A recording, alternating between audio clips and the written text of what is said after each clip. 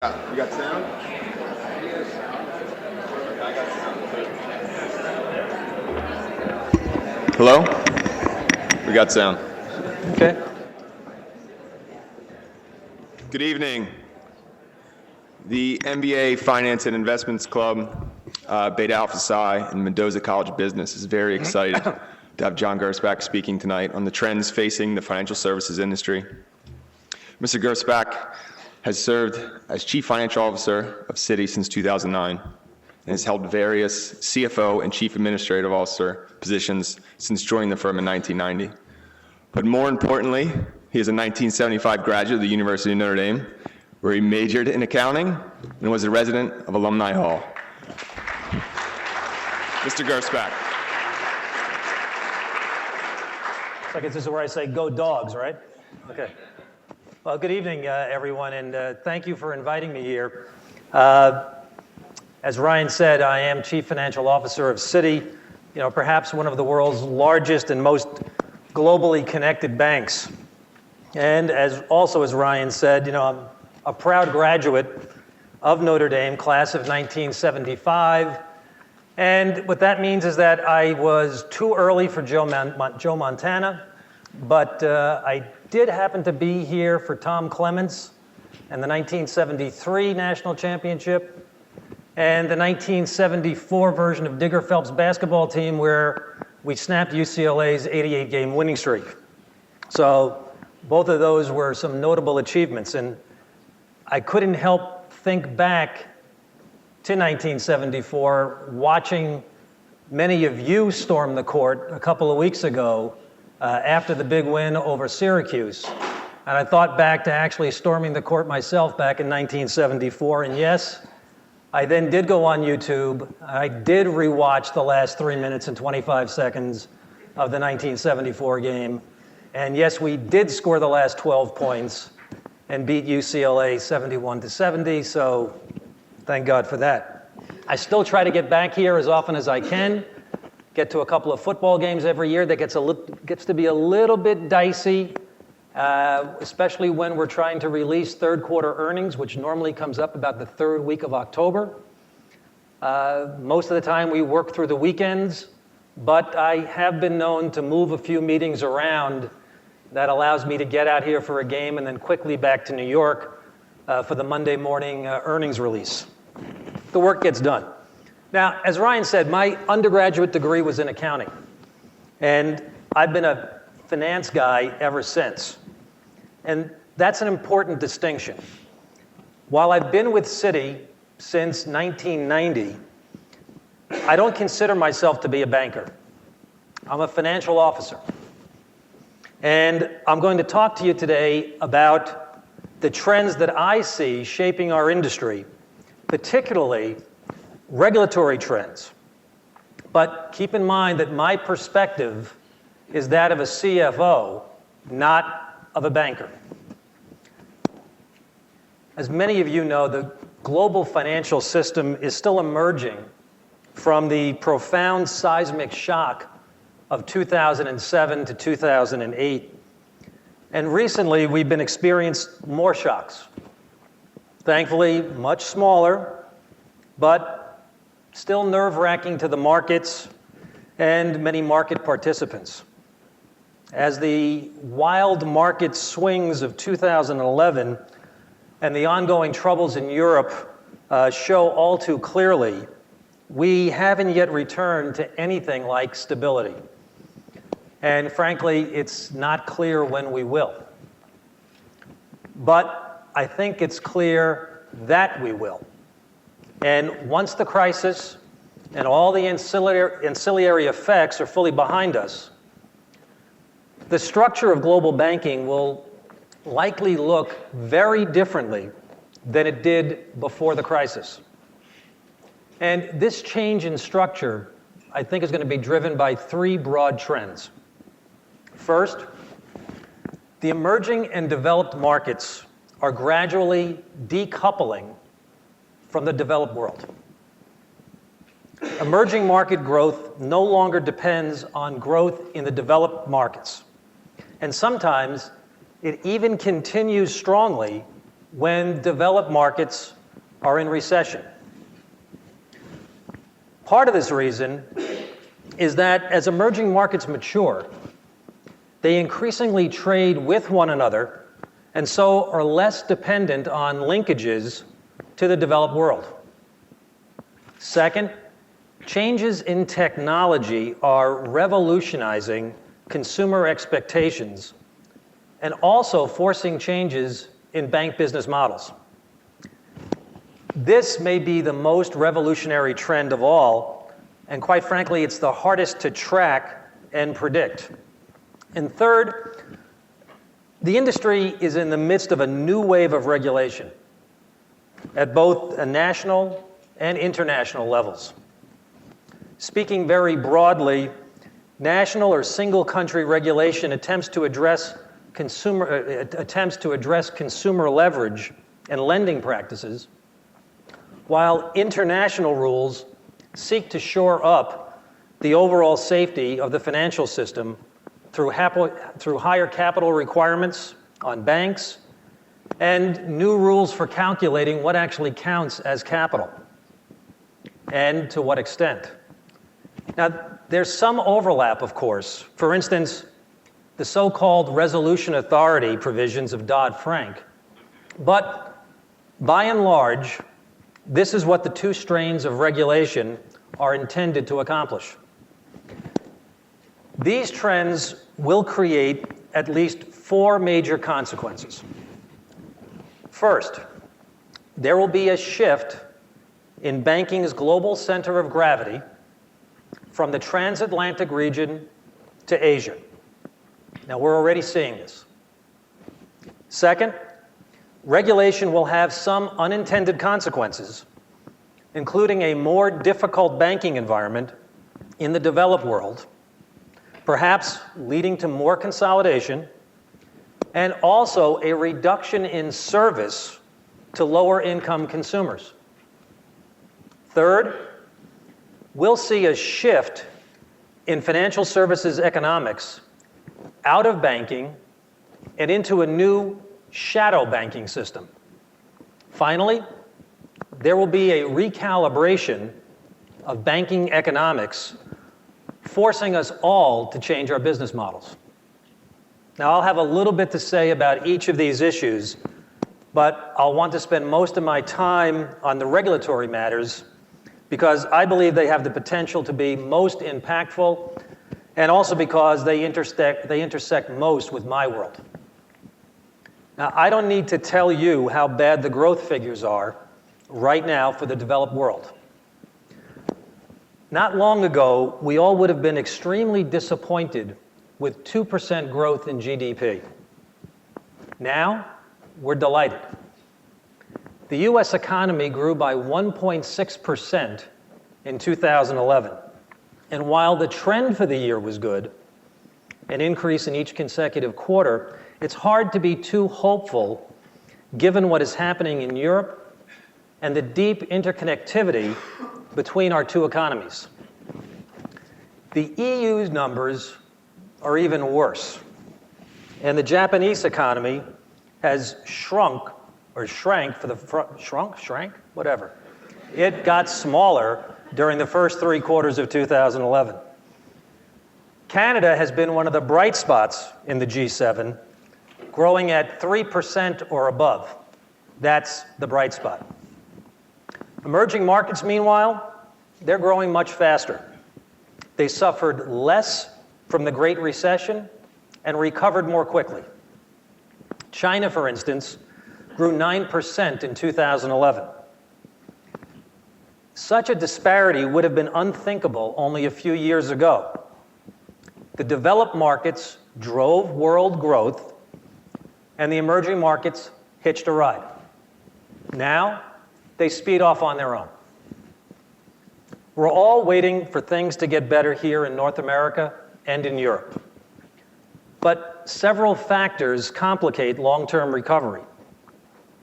The developed world is grappling with serious debt problems, both as a consequence of overborrowing before the crash and long-term liabilities in popular pension and healthcare and other programs. Even when and if all of these problems are satisfactorily solved, demographic change, such as aging populations in Western Europe and Japan, ensure that the developed nations will never again grow anywhere near the clip that has become routine now in the developing world. Research conducted by our firm has concluded that China and India will be the world's largest economies by 2030. And that's about 2 decades earlier than some other forecasts, essentially recovering the role that they had some 2 centuries before. So the decoupling of the 2 economic zones is not only largely complete already, it's likely to be permanent. The biggest driver of this decoupling is the maturation of the emerging markets and the consequent rise of inter-EM, inter-emerging market trade and capital flows. This is one of the most important economic trends of our time, and maybe the most important. Trade within the emerging markets, these are transactions that have never hit an EU country or the US, has risen sharply from 6% of world trade to 13% of world trade between 1995 and 2009. Emerging market trade with advanced economies is still bigger than intra-EM trade, but the gap is closing. The advanced economies' share of global trade is now 65%, and that's down from 79% 15 years ago.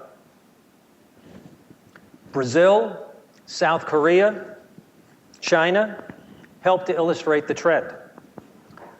Brazil's trade with Asia represented just 6% of its total trade in 1995. In 2009, it was 18%, a tripling in less than 15 years. In 1995, South Korea's trade with China was 9% of its GDP. By 2009, it had more than doubled to 20%. In addition, the growing emerging market consumer base has the power to drive global GDP. Around the globe, millions of people rise above poverty and enter the middle class every year. By one estimate, some 70 million people in 2009.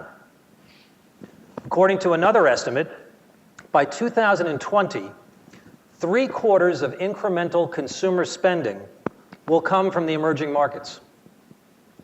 Now, if that estimate is correct, then by that year, consumer spending in Asia will overtake North America to become the world's largest consumer bloc. Now, what does this mean for our clients? For companies especially? Well, to me, the answer is clear. The companies that succeed in this new environment will be the ones that understand how to tap these different trade flows and serve the emerging markets. Western companies especially can no longer take for granted that they alone have the necessary expertise to serve emerging markets, and especially their complex needs. Homegrown firms in the emerging markets are becoming more sophisticated by the day and are offering real competition. So what does it mean for us as a bank? Successful banks will be the ones that help their clients navigate this new reality. Banks need to understand the emerging markets, understand their unique needs and challenges, and be able to help their clients navigate the world. The second major trend reshaping our industry is digitization. You might also call this a demographic shift in that, it's no longer, digital natives are increasingly outnumbering digital immigrants. That is, people have never known a world outside of the internet, smartphones, and other information technologies, in other words, you, the young, are replacing people like me who had to get used to these things at a rapid rate, slow rate. I'll leave it to you. But you live in a digital world right now. The population of digital natives is not just comfortable talking to their friends online or downloading music. They're happy, even eager, to live a significant portion of their lives online. And that definitely includes making all kinds of payments and other transactions online. New technologies, such as smartphones and other mobile devices, can act as digital wallets and are gradually displacing physical cash as a primary mechanism of value exchange, potentially leading, therefore, to a greater shift in the way people pay for goods and services. And this is potentially even bigger than the introduction of the credit card 50 years ago. And the emergence of digital communities such as Facebook, Twitter, and other social networking sites are changing ways that all companies must interact with their customers and protect their reputations. Now, so far, I'd say banks have got a mixed record of adapting to this new era. By and large, we've done a decent job of digitizing our back offices and some customer-facing functions. For instance, you can look and see the total ubiquity today of ATMs, which Citi helped to pioneer. We're currently focused on making faster progress in the use of social media and introducing innovative new payment methods, such as the Google Wallet. Now, the third big trend is the new wave of regulation. It's actually not so new anymore, in that much of it was enacted months or even at this point years ago. But rules are still being written and calibration is still being finalized.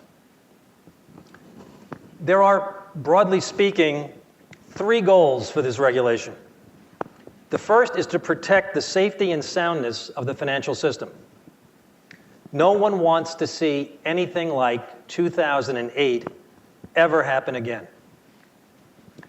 There are a number of ways regulators are trying to accomplish that, chiefly through higher capital and liquidity standards and changes to the definition of what does and does not count as capital.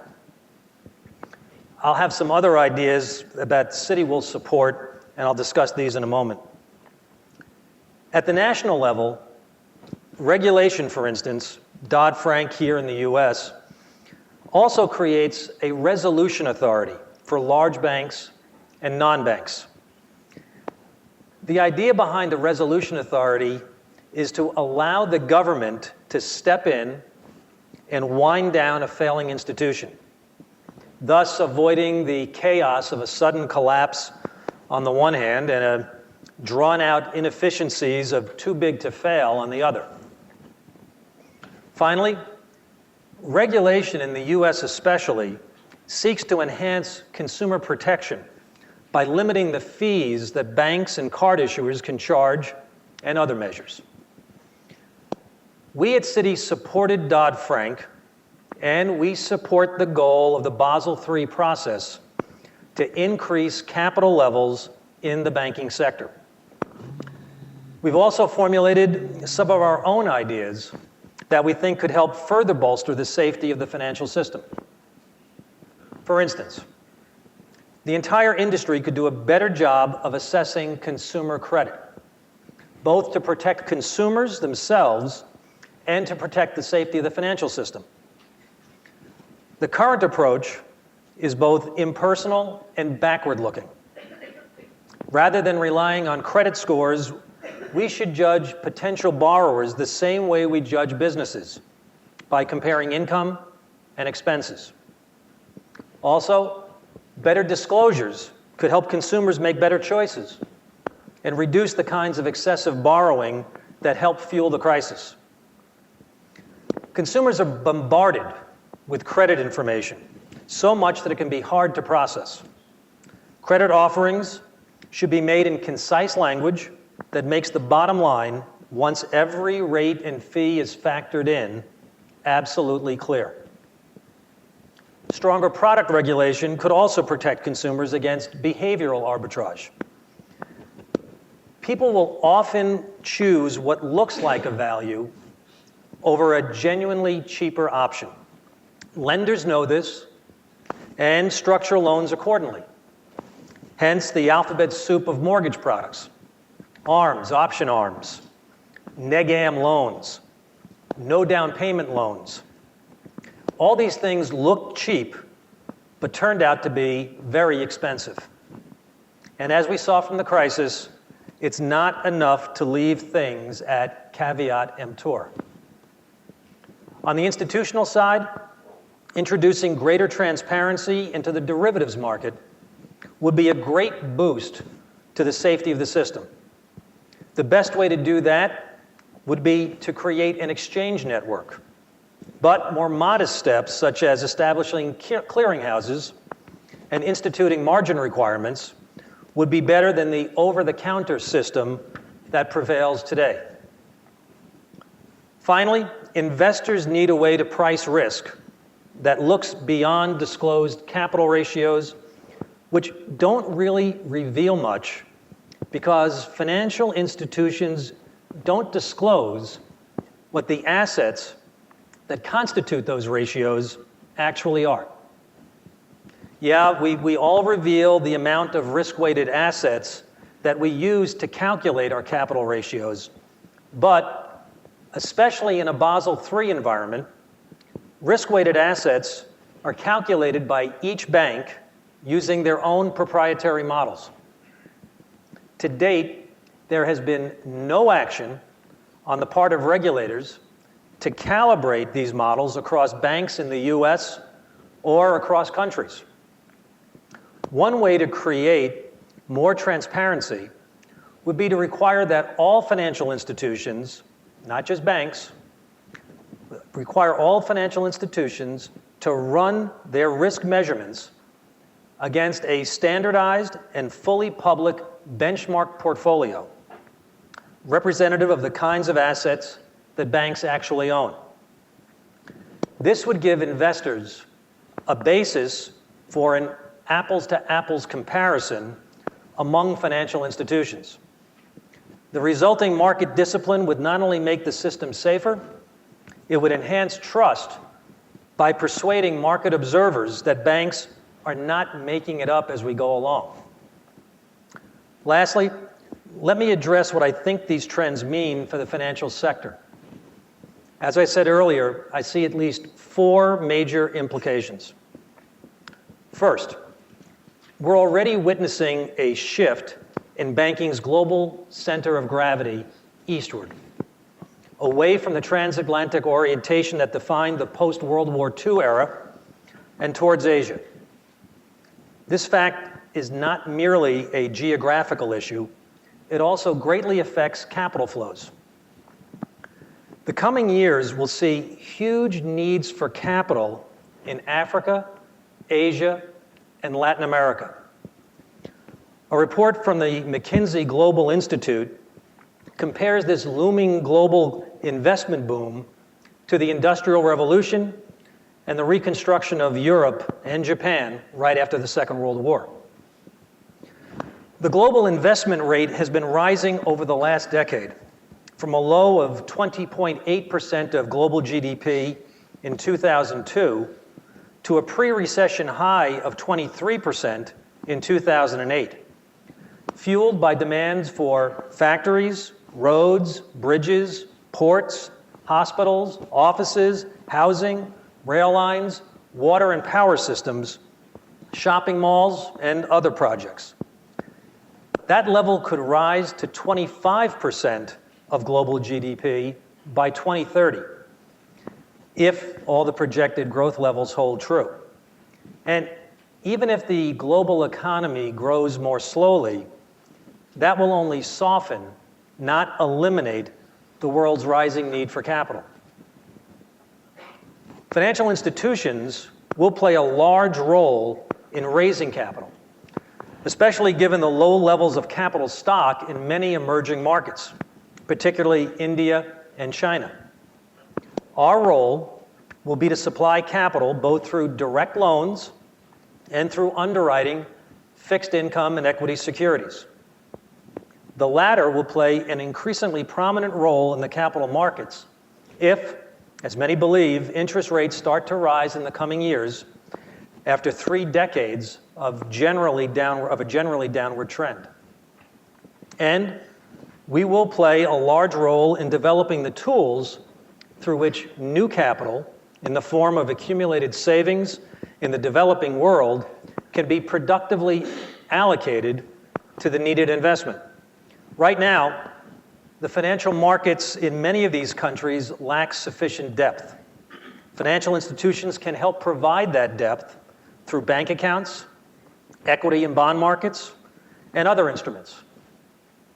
While per capita saving rates may well decline in these countries, something that tends to happen as nations get richer, the aggregate amount of capital available for investment will rise given the explosive growth in these economies and the expansion of the global middle class. Financial institutions will also need to help developing economies build out their financial infrastructure. For instance, by establishing fast and reliable clearing and payment systems, which are critical to growth in a global economy. Talent, too, will migrate to where the opportunities are, adding another layer of complexity to managing banks that currently know more about Paris, London, and New York than about Shanghai and Mumbai. Second, regulation will carry some unintended consequences. Higher capital requirements, plus rules that limit proprietary trading, derivatives and interchange and overdraft fees, will change banking. On the institutional side, proprietary trading profits will be impacted, and you will see, and you're already seeing, major banks sharply reduce or wind down these operations. On the retail side, margins are going to tighten, requiring banks to reevaluate the feasibility of extensive branch networks, think hard about who they serve, and devise new fees and cost structures. One unintended impact could be an increase in people in North America who lack access to financial systems. What much of this regulation does, in practice, if not in intent, is to make it harder for banks to lend to less credit-worthy borrowers and incentivize them to lend to the surest bets, the biggest companies and the wealthiest individuals. That, in turn, could have a negative impact on growth. This dynamic is also likely to drive the third trend. Specifically, we will see financial services more and more be provided by non-bank institutions that are not subject to the same regulations as formal banks. Some of this will look familiar, such as retailers acting as lenders to finance purchases of the products they sell. But some will be new. Telecom companies are becoming more and more active in the payment space, using technologies and models similar to banks' own digital payment services. Consumers don't differentiate between, and frankly don't care, what type of company they use to pay for things. Convenience and price are what matter to them. And there are regions where significantly more people have mobile phones than bank accounts. Mobile payments have the potential to bring these consumers into the formal banking economy. Social networking sites remain the wild card. But we're already seeing companies such as Facebook experiment with virtual currency. What form that will take down the road is anybody's guess. One thing, however, that we at Citi feel very strongly about, any effective regulatory regime should impose a level playing field. All financial institutions, whether formal banks or not, should be treated the same. Regulating a part of the financial system while leaving another portion untouched or lightly affected will not address issues of systemic safety. All that does is chase risk from one part of the system into others. Fourth and finally, banks will need to develop new business models to overcome these challenges. Higher capital requirements, lower leverage, and higher funding expenses will combine to diminish banks' operating margins. The industry is going to have to fundamentally restructure in order to recapture much of that lost revenue. Now, there are many ways that this can be accomplished: by shrinking the physical distribution footprint, by imposing fee-based pricing for previously free services, by utilizing capital more efficiently, through re-engineering and better expense control, and through the divestiture of non-core businesses. At Citi, we're pursuing many of these avenues, though we don't charge debit or overdraft fees and won't start, and we're actually expanding our branch network. Citi is a completely different company than it was before the crisis. It's smaller, leaner, and more focused on its core strength, being a bank and serving its clients. We've been profitable now for 2 full years. Our capital strength is among the highest in the industry, and our global network and position in the emerging markets are frankly unmatched by any other large bank. But we also have to acknowledge that people are frustrated by the pace of the recovery and have lost trust in the financial system during the financial crisis.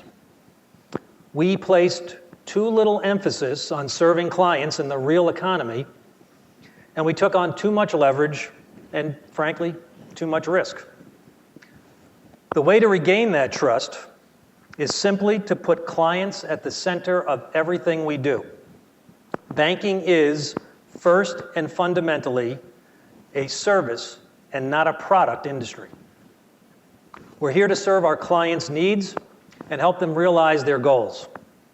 Bankers should serve the real economy, the market movers and job creators, not themselves. At Citi, we're doing our part to rebuild this trust by going back to the basics of banking and practicing what we call responsible finance. This means we ask 3 questions before we enter into a transaction. Is it in my client's interest? Does it create economic value? Is it systemically responsible? All 3 answers must be yes for us to do the transaction.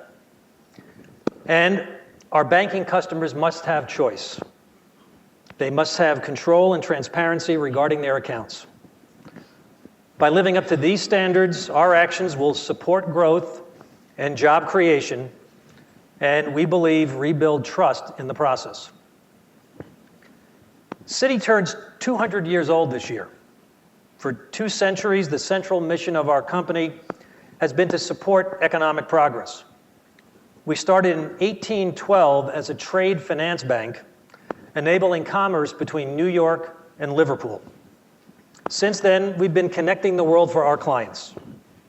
We have financed some of the world's most transformative projects, such as the Panama Canal, the laying of the transatlantic cable, and the jumbo jet. We're passionate about improving people's lives through innovation, from pioneering the ATM in the 1970s to launching the Google Wallet in 2011. The financial system of the future will be different. Not worse, but different. In many respects, it will be better, stronger, more stable, and able to meet the needs of a challenging global landscape. Like all transitions, This one will not be easy or free of pain, but it will be beneficial for the system and for those it serves. Thank you, and I'll be happy to take questions on any subject you like.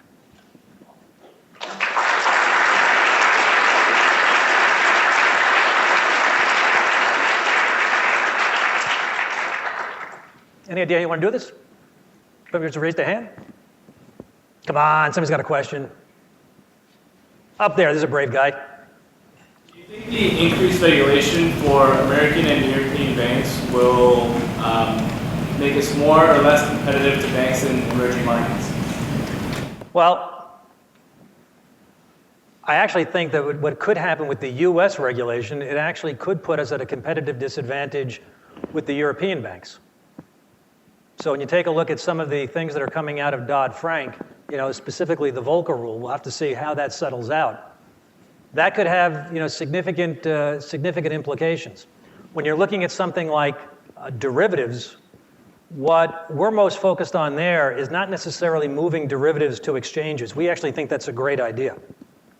We think more transparency in the derivative marketplace is a great thing for everybody. But one of the provisions of Dodd-Frank that they're still debating is a so-called push-out of derivatives, where they want to push derivatives out of the banks and into non-bank vehicles.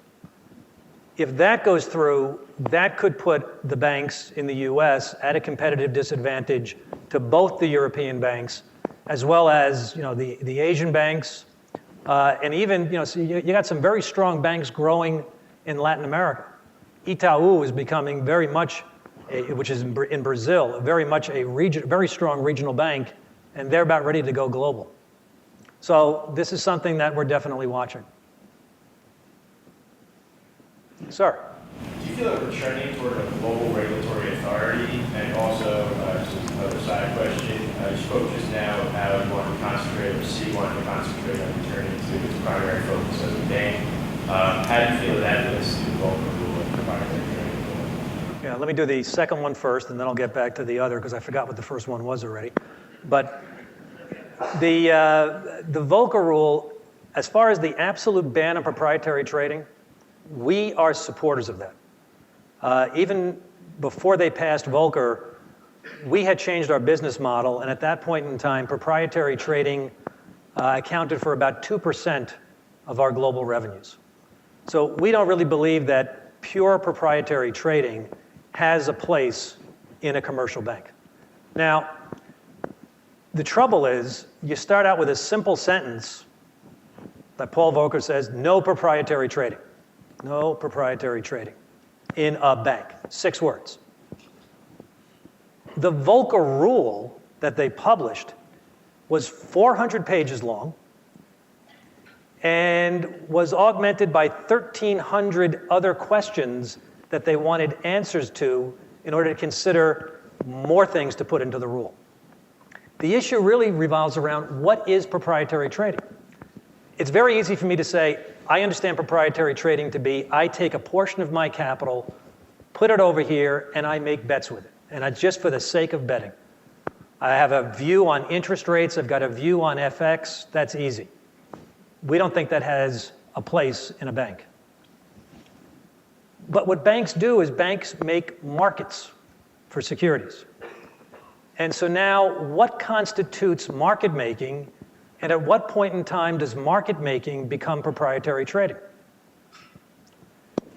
It's easy to say, well, okay, one extreme is you're making a market. That means you match up buyers and sellers.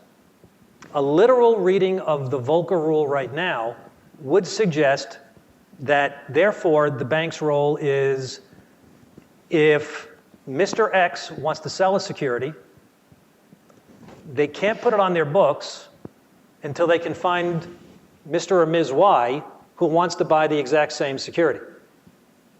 That is not adding liquidity into the market. The way banks operate is we want to support our clients both on the buy side and the sell side.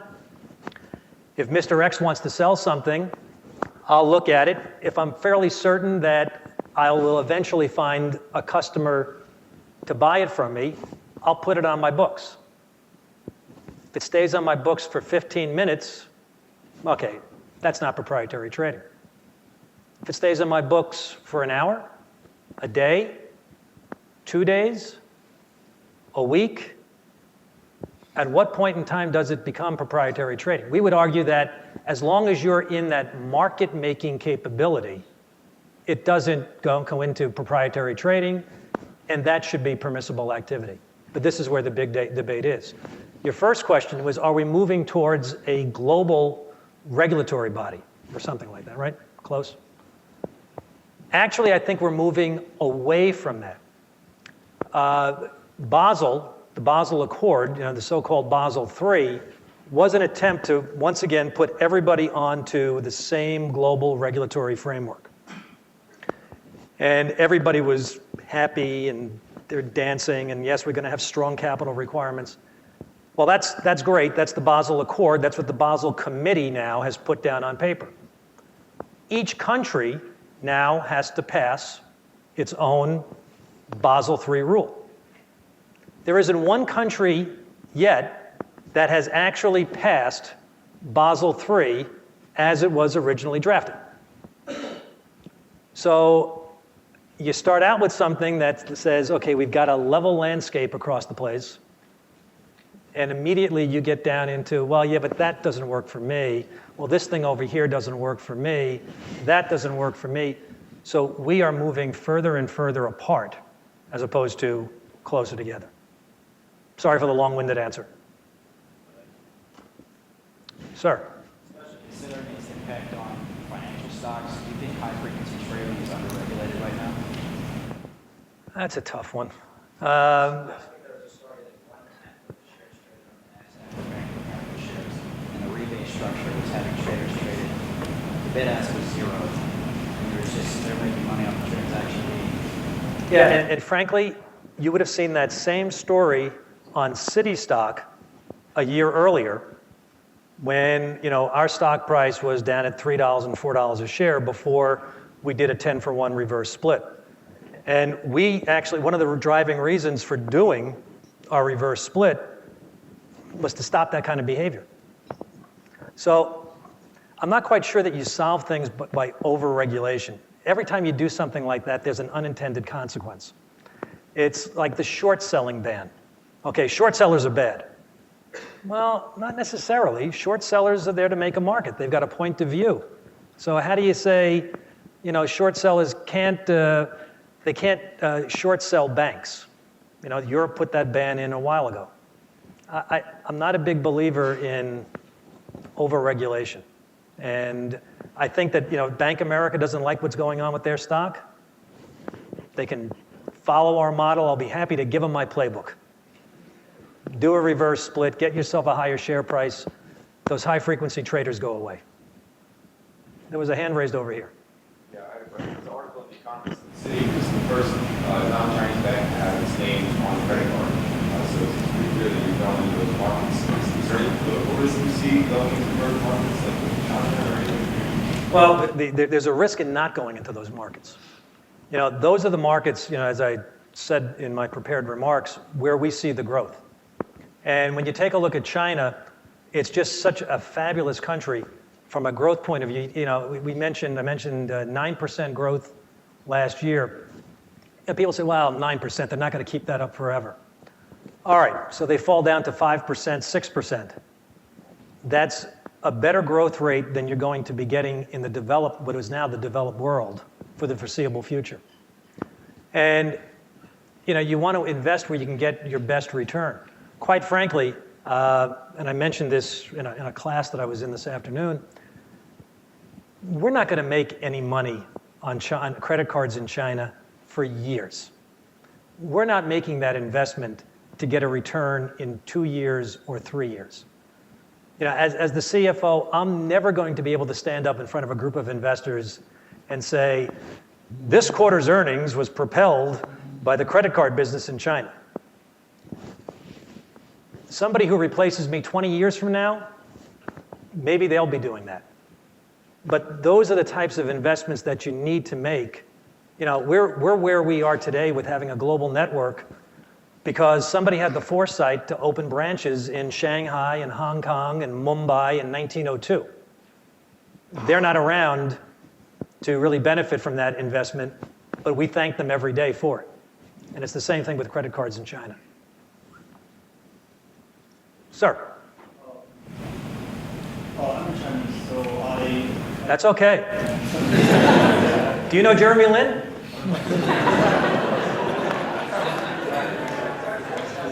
I'm sorry, that was probably politically incorrect.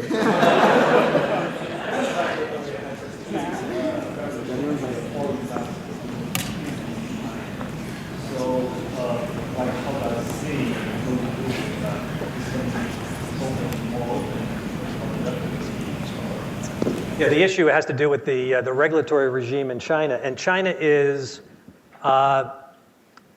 it's a tough place to do business. It's a very controlled economy, and we just don't have the ability to go in there and decide we want to open up branches. So we have to file applications. Sometimes they get accepted, sometimes they get rejected. Whenever we get a chance, though, to open up a branch, we do. With China, as I mentioned in response to the credit card question, it's not so much a return that we're looking to get. I mentioned on the credit cards, but frankly, it relates to all our businesses in China. China is not going to be a big country for us from a revenue and net income point of view over the course of the next 5 or 10 years. But it will be over the next 15 or 20. And so we're willing to make the investments today to get that return tomorrow. You just don't have another economy like it. Maybe India, but that's about it. And so that's where we see the growth, and that's where we want to be able to put investment dollars. Well, the economic risk, the risk, there's risk in everything you do. And somebody mentioned political risk. We have political risk in virtually every country. You have political risk in the U.S. I mean, just because we're a U.S. bank, you can sort of lull yourself to sleep on the fact that, it's the U.S. The U.S. almost melted down in August over the debt ceiling. And so I'm not so sure that there's any less political risk from investing in the U.S. right now than there is actually investing in China. All right? Professor. I was wondering how long you think it will take to get the housing market moving again, and do you support President Obama's plan to refinance mortgages, and is city proactive in that direction? What? Again, another one of these things, several questions. I think it's going to be years before the housing market recovers. All right, I am, most people who see me in investor meetings know that I have got a very dismal view on the housing market. And I don't see it coming back anytime soon. When it comes to refinancing mortgages, I can't think of the exact statistic, but we spend a lot of time and a lot of effort refinancing, putting in home loan modifications. The one thing that we are not big on, like most banks, is principal forgiveness.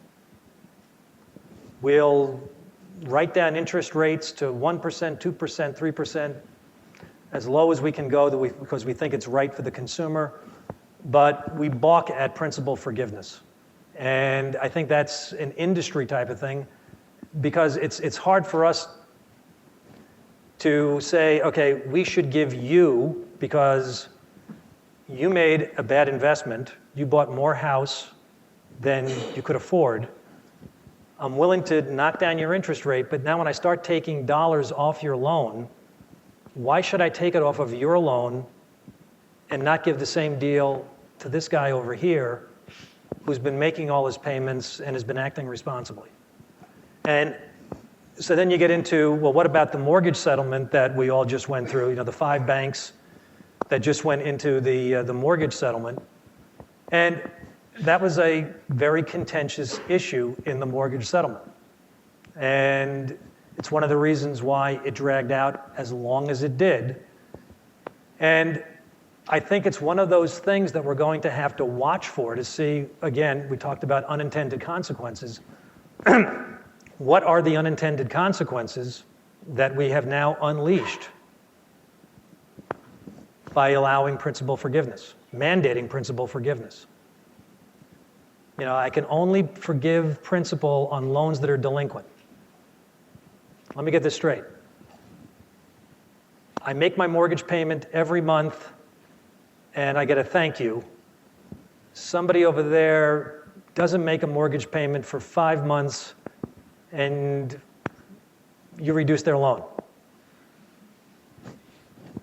Fair? I don't know. I don't know. It's something that we'll have to watch. Sir. Citi was the reason that Glass-Steagall came down. Yes. Hindsight now, was that the right decision, or should there be that stay? You know, we forced the issue back with the merger of Travelers and Citicorp in 1998. It was a debate that was going on for a couple of years anyway.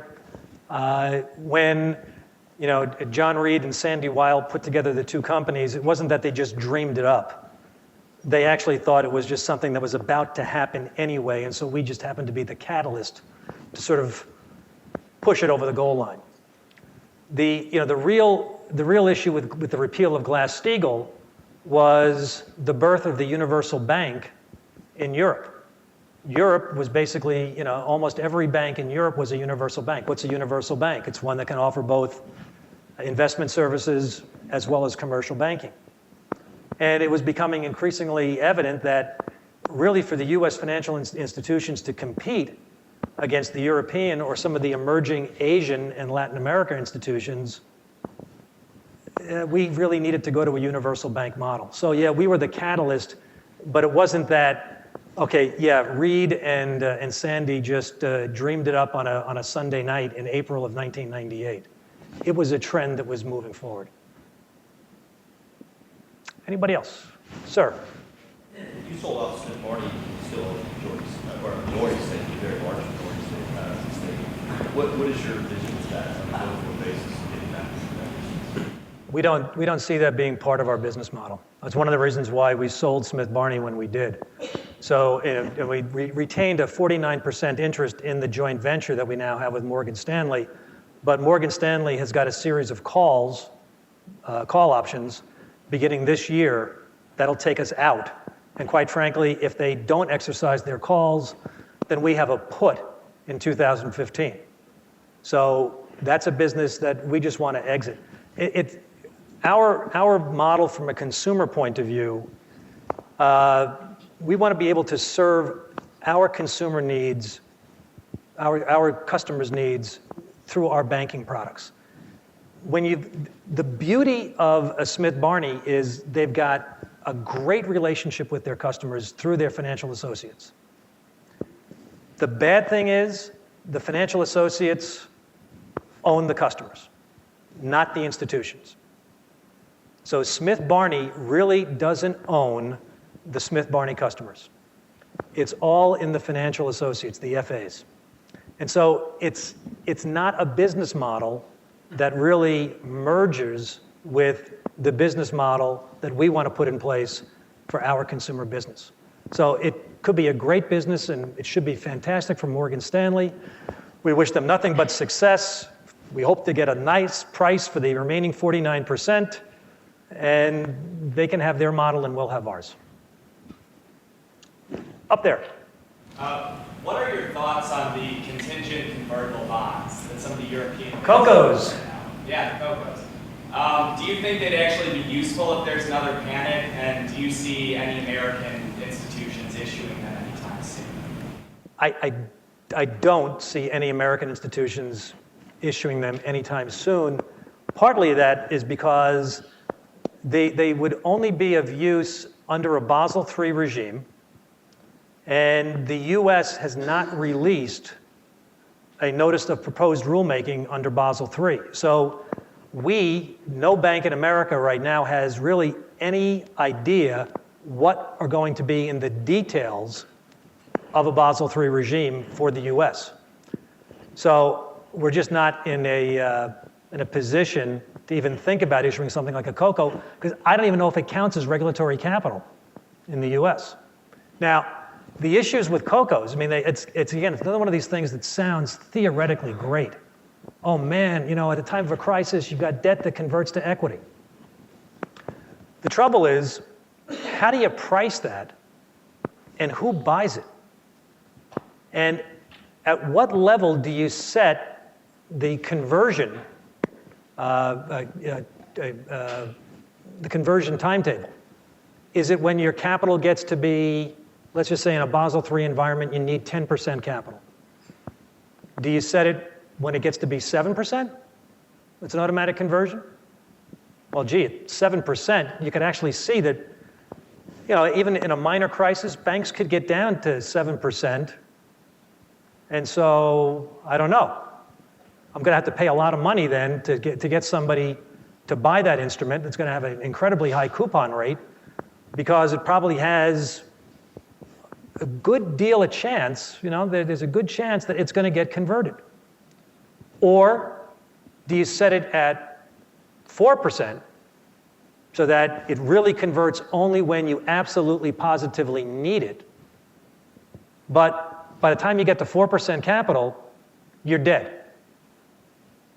So, you know, it's a great theoretical instrument, but I haven't seen a good pricing model of it yet, and I haven't seen anybody really come to grips with what's the right conversion time or kicker or whatever.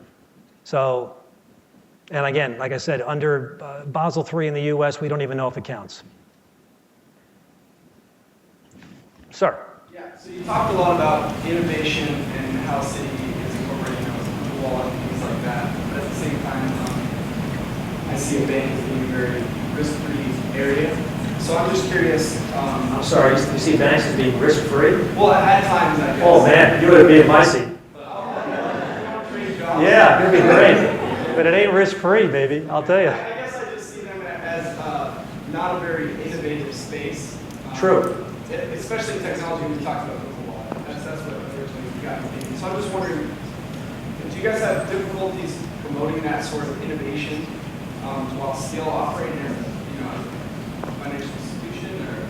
Well, no. I mean, when you say promoting the innovation, we think that if we don't lead with that type of innovation, you know, if you look at the history of Citi, we actually had, up until the last 10 or 15 years, a good history of innovation. And quite frankly, we gave it up, you know, once we got the Travelers and Citicorp merger. We really stopped investing in that type of activity. And I think that when you lose that innovative streak, you lose the connectivity with your customer. You don't understand where your customers are going, and therefore, how are you going to be able to serve them into the future? You know, and this is, you know, ancient history, but when we came up with the credit card, the Citi Everything card was the first real credit card. You had the Diners Club, but we own Diners. And the ATM, those weren't things that we dreamed up on a Thursday and you rolled out on a Friday. It takes years of investment in order to get there. So innovation is something that you have to be constant about. And we actually have a group of people that's what we want them to be. We want them to be innovators. You know, we've got a group of people that are based out in California. We're better to have innovators than in California, right? And they talk daily with all the technology companies, and we're constantly searching for new ideas and how we might be able to use technology in different ways to help people. The world, as I said before, it's a digital world. Sooner or later, the banking system is going to be digital.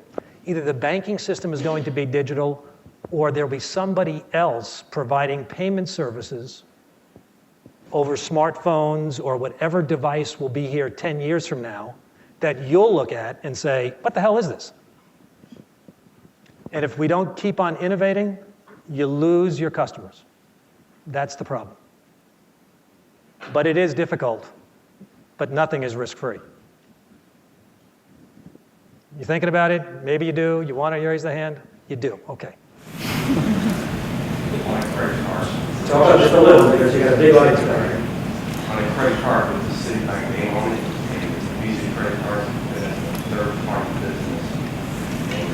out of the business.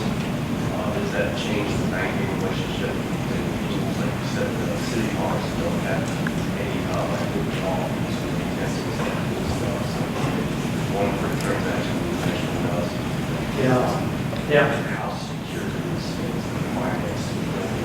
The question is really on a series of credit cards, and we have these things that are co-branded cards where we will enter into a relationship with a Home Depot, or in this gentleman's example, a medical Octa Pharmacy. Okay. No, that's okay. We've got many partners. I don't know them all.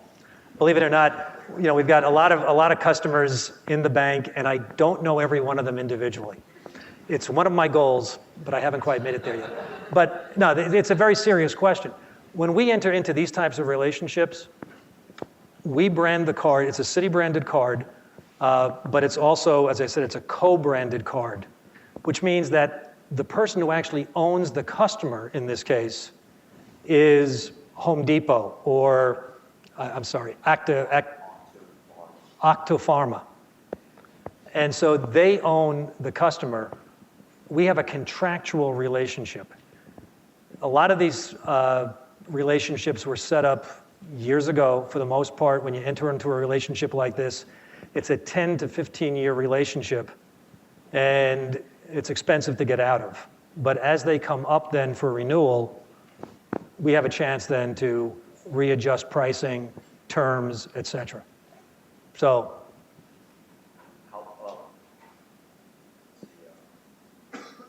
secure to keep money in there, or is it worth like spending the transactions we could move it into a bank? Because I tried once, and they said they couldn't do it, and almost moved it to another bank that I've never dealt with just to move it on. it should be secure. Is that a prepaid card? Or is it a charge card? Yeah. Could you read it from there? No, my eyes aren't that good. My eyes ain't what they used to be, pal. Now I'm going to lean over and fall, right? Okay, that's great. It's a debit card. Yeah. Okay. But you know how you donate on there, right? No, I don't know how you donate on it. I'm sorry. Through your arm. I don't know what the product is, so I'm not going to hand you financial advice. I got,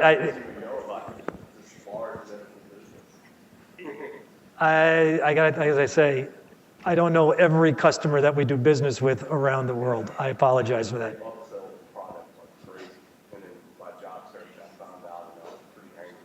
Okay. All right. I don't know what to do about it. Sorry. Well, I'm not blaming you. Well, that's okay. I just want to know. I get blamed for a lot of things. So I might as well get blamed for that too. That's okay. Anybody else? Way in the back. Yeah, you talked a lot about the future being kind of an online future. I think that's awesome. As far as the consumer banking sector, are you guys worried? Do you think a lot about competitors like Bank of the Internet or someone like Esurance who has a completely online banking model without the physical infrastructure? Yeah, exactly. We worry about that all the time. Now, they'll be able to serve a segment of the consumer population, but they probably won't have that same broad reach that a financial institution like we will be able to do. But we don't want to be disintermediated by thousands of small banks that can offer everything on the internet. We think the world is going to internet, and that's true both from a consumer experience, a retail consumer experience, as well as the institutional clients. So when institutional clients come and bank with us, we actually provide them payment services that are on our own web-based network, and we can move money around the world. Through that web-based network, we've got connectivity to the clearing systems in 98 countries around the world. So we're moving almost everything to be more digital. There's always going to be somebody who is slightly ahead of you. We try to be, right behind them if we can't, exactly match them. But that's exactly the competition that we're worried about. Now, I'm not quite sure what their business model is because they're able to offer things over the internet. Maybe, I don't know if it's a credit card or it's deposits, because you can move money through the internet. You can be a great deposit gatherer through the internet, but as a bank, you need to have an asset that you invest those deposits in. So their challenge is, what assets do they have? And what you've got to ask yourself as a consumer is, all right, I've given them my money. What are they doing with it? Are they making loans over the internet too? I don't know. So you got to be careful on both sides of the transaction. Yes? How significant of a role do you think microfinance plays or will play as far as developed countries dealing with smaller foreign markets? Yeah, it's a key source of financing for those types of markets. And we actually sponsor, we've actually got a team of people that sponsor microfinance projects around the world. Now, again, I can't quote you chapter and verse on everything we're doing in microfinance, but Bob Anibali, who's on the 3rd floor at 399 Park Avenue, can. And that's what Bob does. So we're very focused on trying to promote that because, again, most of our business model is moving to those developing countries. And if you're going to be in those developing countries, you want to be there to promote the development of everything in that country, not just the high end, but especially if we want to be a consumer bank in many countries around the world, those type of microfinance projects are essential to help people meet their basic needs. And by meeting their basic needs, now you're generating a whole class of consumer that will eventually move into the banking system. And we want to be there to be their bank. So microfinance is I'm not going to say it's the top priority of Citi, but it is one of our priorities. And we actually, I said, we have a team of people dedicated to it. And how would you phase into something larger if those smaller markets do move up into an emerging market such as Brazil or China or India? How do you phase out of, do you continue the microfinance? Oh yeah, no, we've got microfinance projects going. I can't tell you how many countries we have microfinance projects going in, but it's not just in 4 countries in Africa. It's in, I know for a fact we've got several going on in India. I can't speak to Brazil, but we've got them in both what you would consider to be the BRIC countries, those countries that everyone talks about in the developing world, as well as the really small countries in Africa. Anybody else? Going once, going twice. Ryan's getting out. One more. Well, kind of feeding up that question, I was wondering if there's other strategies that you have in place in emerging markets to formalize the economy and get all these people that might do their financing more informally and get them into your institution, that sort of stuff. Something, maybe you're doing something that's not only planning. Well, we do bank many companies in the emerging world. For the most part, there are 38 countries outside the U.S. where we offer what I'll call small to medium enterprise banking. And so that would be 5 steps up from what we were talking about over there from a microfinance point of view. These are companies that might have annual revenues of $500,000. But we'll bank them, especially if they're suppliers to some of the bigger companies. So a natural progression for us would be we do trade finance. We enter into a trade finance relationship with a client who's got operations in several countries around the world. By entering into the trade finance agreement with them, we also help them move their money between the countries. Now we've got their operating accounts on our platform. Gives us great vision into, well, who do they deal with in some of these countries that they operate? Who are their suppliers? And if we've got enough access into the records of those suppliers, especially if they're a major supplier to this company, we know how they get paid. We're banking that company, so now we'll just move right down the food chain. And that's kind of the basic business model. All right? Anybody else? All right, thank you all very, very much. Thanks for sharing the portion of your evening.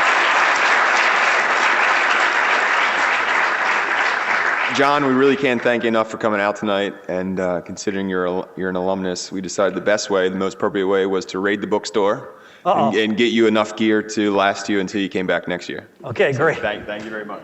Thank you very much. Appreciate it.